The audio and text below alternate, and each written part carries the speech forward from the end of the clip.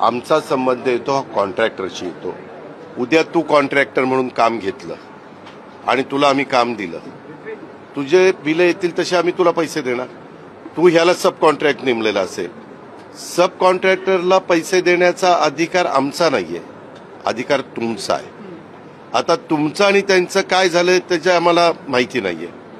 म्हणूनच आता काय होतं, तुम्ही बरेच पत्रकार मित्र लगेच ब्रेकिंग न्यूज सुरू करता.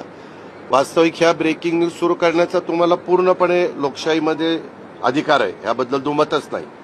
पण तुम्ही दुसरी पण बाजू, जसं मधी आपल्या कोंडव्याला जे घडलं, लगेचच ते असं झालं तसं झालं, हे झालं ते झालं, परंतु 2-3 दिवसाने काय निष्पन्न झालं ते तुम्ही बघितलं. तसं ह्यामध्ये कोण कॉन्ट्रॅक्टर आहे, कारण मी तिथं विचारलं, जीवन प्राधिकरण आपल्या जलजीवन ही जी योजना आहे ही केंद्र सरकारची योजना आहे. 50% केंद्राचा निधी, 50% राज्याचा निधी. आपण त्यांचा निधी येईल तसे आपण तिथं मॅचिंग ग्रँट देतो, कधी कधी आपण आपलेही पैसे तिथं अधिकचे देतो. त्यामुळं हे काही आम्ही त्यांना कॉन्ट्रॅक्ट दिलेलं नव्हतं. तरी पण एखाद्या व्यक्तीचा जीव जाणं किंवा त्यांनी स्वतः खुदकुशी करणं, आत्महत्या करणं, त्याच्यामागची नक्की काय कारणं आहेत ह्याबद्दलचा तपास पोलीस यंत्रणा करते. त्याच्यामध्ये काही मोबाईल पण चेक केले जातात किंवा मोबाईलमध्ये वेगळं काही आहे का, काही त्याने लिहून ठेवलेलं आहे का, त्यांनी ते गोष्ट करायच्या आधी कुणाकुणाला फोन केलेले आहेत, काय त्यांचं संभाषण झालेलं आहे, अशा प्रकारचा सगळी माहिती पोलीस यंत्रणा त्या ठिकाणी मिळवते.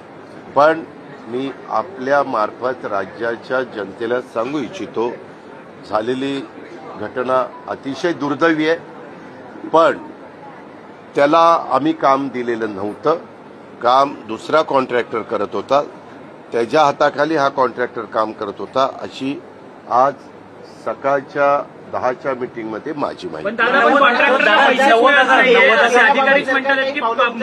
कुठला एक मला सांग ना, कुठला कॉन्ट्रॅक्टर आहे, मला नाव दे ना. कुठल्या कॉन्ट्रॅक्टरचं बिल दिलं गेलं नाही त्याचे नाव द्या, मला नाव द्या ना बाबा. आता एक त्याच्यामध्ये मी फक्त तुम्हाला एवढीच विनंती करतोय, मला यादी द्या, यादी द्या की कुणाची बिल काय असं नुसतं